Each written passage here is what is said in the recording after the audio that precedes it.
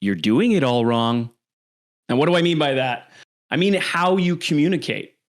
7% of the way that we communicate are words. 38% is our tone of voice. Your tone will have a larger effect on how someone is apt to buy from you than the words. Think of a baby. When you speak to a baby, you're talking to a baby like this all the time. And guess what? That melodic sound, that baby gets completely compelled by you. We're human beings. And even more so, 55% of the way that you communicate with other human beings, people that buy from you, 55% is body language. So when you think about it, 93% of the way that you're communicating, you likely are doing it wrong. Jeff? Yeah, it's crazy when you think about it in theory. You're like, okay, that's interesting, cool. So what we figured we'd do in this video is let's actually show you in concept, in person right now, what this looks like. And I want you all thinking about, as always with this channel, what we want to try and do is help you have more buying conversations versus sales calls. Nobody wants to sell. Nobody wants to be pushy. And we don't want you to be either because it's ineffective. So if you want to grow your business, say you're a solopreneur, or maybe you just want to be a better staff member, better salesperson, awesome. This is the channel for you. Now, what we're going to do is just demonstrate how this looks. If I were to be a lazy business coach and I told Joe, hey, Joe, just say what I say, right?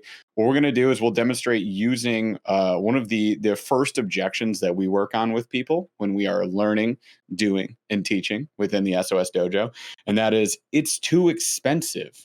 So, Joe, what I'm going to have you do is I'm going to throw the objection at you, and all you're going to do is repeat the words that we told you to say. So if I said, Joe, just say this, you're going to just say that, right? And if you guys are not familiar with how we run things in the SOS Dojo, the SOS is the sales objection system. It's a two-step process. What we do first is we acknowledge what the person is saying and the person so that this doesn't become argumentative. Objections should not be arguments. An objection is simply a stay. Is somebody saying, give me some space here before I decide to move forward. They're not necessarily saying no. So we're going to acknowledge them as a human being, and we're not going to agree with what they're saying. And then number two, we're going to ask a question. And that question helps move the dialogue along. The only way you're going to make a sale is if you continue the dialogue. As soon as that dialogue becomes a monologue, either on their part or yours, everybody loses. There is no winning, right? So when we come to an objection like, it's too expensive, what we're first going to do is we're going to acknowledge that with, hey, Joe, thank you for letting me know how you're feeling about this, because I don't agree that my prices are too expensive. I'm just saying, thank you for letting me know how you feel about this, because it is also not a fact. It's a feeling that Joe has. So thank you for letting me know how you feel about this. Then we ask a question. What exactly are we? It's important to say we because that's inclusive. That's where we want to be. We don't want to say you that's pointing a finger. That's not going to help you. So what exactly are we comparing this to? And that's it. So 2 steps right there. And I'm going to have Joe do the same thing. And he's going to only use the 7% of our communication, the words, right? So Joe, no tone, no body language. This is what this looks like if you guys just say, hey, just say this. Joe, it's too expensive. Thank you for letting me know how you feel. What exactly are we comparing this to? Wow. That was great, Joe. Not. That was a Borat joke. Robot. So obviously it comes off robotic, right? Like it's very scripted. And this is how, unfortunately, a lot of us sound or have sounded in the past. I know I have. I know you have, Joe. Like we're not going to sit up here and be like, oh, we've always been, we're born salesmen. Like nobody's a born salesman. Everybody can become a great salesperson. And they do so by becoming a confident communicator. And part of confident communication is utilizing 100% of what makes up communication: words, tone, body language. So I know this is an exaggerated example, but you can't tell me that you just recently heard how to handle an objection and you went to your first sales call and you didn't sound like that.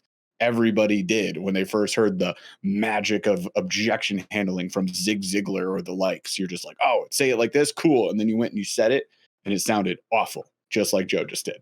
So Joe, that's okay. This is a safe place to make mistakes. Let's let's add tone into the mix. So we're going from 7% communication, adding into 38% now, which is now 45% of the way we communicate. Yes, we're doing quick math here. So 45% communication. This has to be better, right?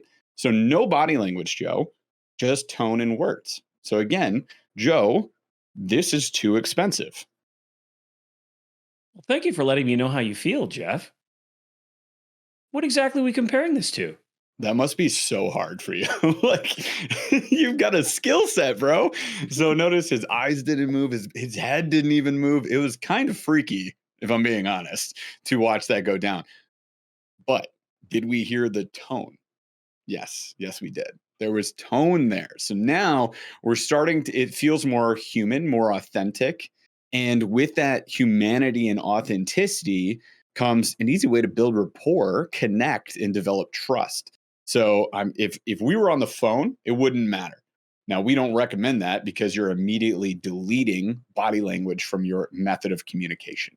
And that's not okay in our eyes. We want you to have the best possible opportunity to connect, develop a relationship with these people, and help them change their lives in the way that you are capable of doing. So put yourself in the right position to do that. Give yourself the utmost opportunity to be capable of doing that. Get on Zoom. If you can't get in person, get on Zoom. In person, the best possible way to do this, because then you can connect through appropriate physical touch as well. It'd be like high fives, maybe a shoulder touch if it's okay, right? Shaking hands, for example. These are all great methods of physical touch that can go, miles ahead for connecting with someone. Now, let's assume we're just on Zoom. So now we're going to demonstrate Zoom body language. I can only see half of you, Joe, so we're going to do the best we can with this. Yep. Now, when you add in body language, we're now adding 55%. So we're now at 100%. This is the best level of communication you can be. So let's see how this goes down. Joe, you know what, man? I'd love to do this. It's just too expensive. Oh, look, instantaneously, Joe's on his feet. And this, before you go, Joe, I'll say the objection again. This is a great example here. When you stand up, what changes? You change your state. You change your attitude, your energy, everything coming out sounds better because you have that energy and that confidence. It's easier to be confident just being up and about. If you're on the phone, I'd highly encourage you stand as well and smile as you're talking to someone. So standing, great example. So Joe, again, using everything we talked about, words, tone, body language. Yeah, this is just too expensive, Joe. Well, thanks for letting me know how you feel, Jeff. I'm curious, what exactly are we comparing this to? Notice what Joe did there, you guys. There's the head tilt symbolizing some curiosity. Like I'm not understanding where this person's coming from, but I'm open to finding out. He's shaking his head, which is a disagreement with my statement of it being too expensive. No, it is not. He's squinting his eyes again. Another, I'm seeking understanding from where you're coming from. It's that curiosity. Notice the upward inflection of his voice, his tone is communicating the same exact thing. And yet he's not being aggressive in any manner, any sense of the word. He might be a little bit assertive because he's taking a stance on this and saying, like, no, this isn't expensive. But he's not saying, like, no, it's not, right? Like a toddler would do. No, it's not. Yes, it is. No, it's not. So we're not having that argument. He is coming from a very strong place. He's a confident communicator and he is getting us actually on his side. Like we're going to feel bad about continuing the conversation of it being too expensive, right? So that's where somebody would instantly go like, oh, I'm not comparing it to anything, no offense, right? Oh, no, nothing's going on, right? Or they might if they're in that position go like, oh, well, I mean I was just comparing it to this.